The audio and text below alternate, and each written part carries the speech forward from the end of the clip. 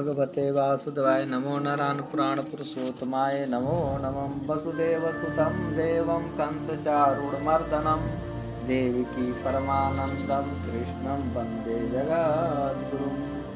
श्रीमद् भगवद गीता का महात्म्य। जो मनुष्य शुद्ध चित्त होकर प्रेम पूर्वक इस पवित्र गीता शास्त्र का पाठ करता है वह भय और शोक आदि से रहित होकर विष्णु धाम को प्राप्त कर लेता है।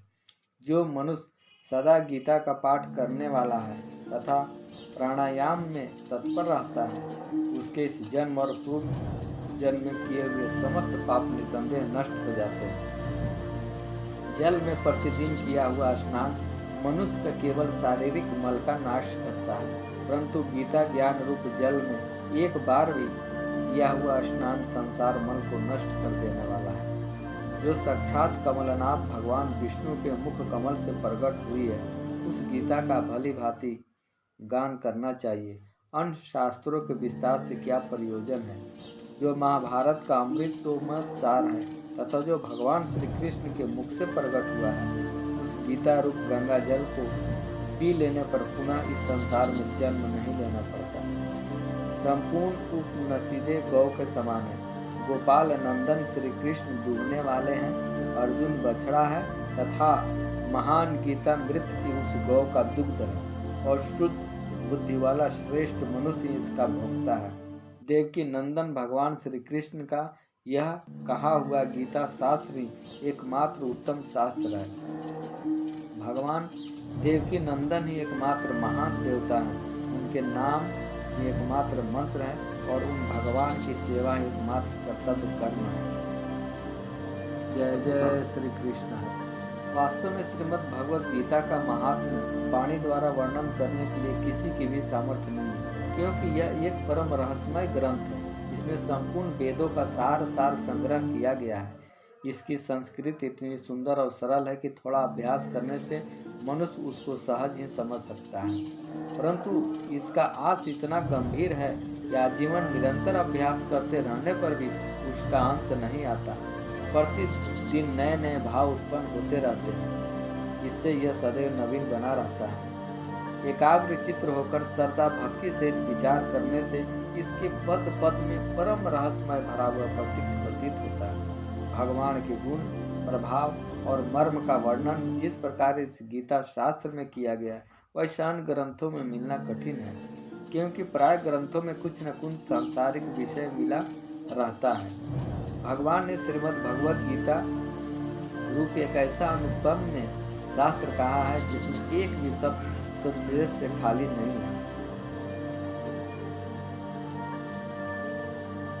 गीता सुगीता करने योग्य है, अर्थात गीता जी को भली प्रकार पढ़कर अर्थ और भाव सहित अंतकरण में धारण कर लेना ही मुख्य कर्तव्य है, जो कि स्वयं पदनाम भगवान विष्णु के मुखारविंद से निकली हुई है।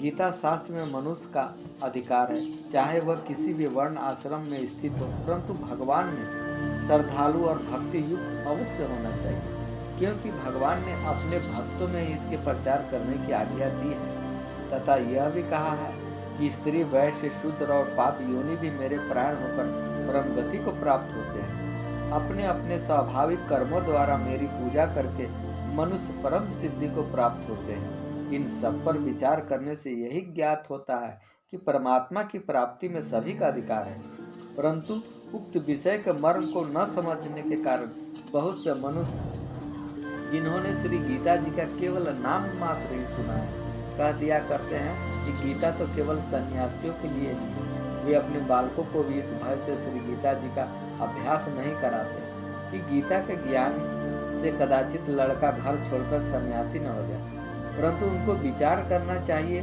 कि मोह के कारण छात्र धर्म से विमुख होकर भिक्षा के अन्न से निर्वाह करने के लिए तैयार हुए अर्जुन ने जिस परम रहस्यमय गीता को उपदेश को आजीवन गृहस्थ में रहकर अपने कर्तव्य का पालन किया, उस गीता शास्त्र का यह उल्टा परिणाम किस प्रकार हो सकता है। अतएव कल्याण की इच्छा वाले मनुष्य को उचित है कि मोह को त्याग कर अतिशय श्रद्धा भक्ति युक्त अपने बालकों को अर्थ एवं भाव के सहित श्री गीता जी का अध्ययन कराएं। वह स्वयं भी इसका पठन पाठन मनन करते हुए भगवान के आज्ञा अनुसार साधन करने में तत्पर हो जाएं, क्योंकि अति दुर्लभ मनुष्य शरीर को प्राप्त होकर अपने अमूल्य समय का एक क्षण भी दुख मूलक क्षण भंगुर भोगों के भोगने में नष्ट करना उचित नहीं है। आज गीता जी का अध्ययन न करने के कारण बालक और बालिकाएं डिप्रेशन में आकर आत्महत्या तक कर लेते हैं। यदि वो भगवत गीता को पढ़े रहते और इसका अध्ययन कराया जाता, आत्मा का सर्वव्यापकता वो लोग जान जाते, इस तरह का कदम नहीं उठाते। इसलिए मेरे भाई बहनों से प्रार्थना यही है कि अपने बालकों को श्रीमद् भगवत गीता को पढ़ने दीजिए और उनको पढ़ाइए कि अर्थ सहित उसका पठन करें और अपने जीवन में उतारें, क्योंकि इस भगवत गीता में ज्ञान योग, भक्ति योग और कर्म योग सब कुछ है और जिसको जो चाहिए इस गीता शास्त्र में मिल जाता है। हमें अपने कर्तव्यों को प्रति बोध कराती है और हमें कर्तव्य कर्मों को करने की प्रेरणा देती है। इसलिए मैं हाथ जोड़कर यही प्रार्थना करूंगा कि आप सभी भाई बहनों अपने घर में श्रीमद् भगवत गीता का पाठ करें और नियमित अपने बच्चों को भी 1-2 श्लोक पाठ करने दें और उसको अर्थ सही समझाएं। जय जय श्री राम, जय जय श्री राम।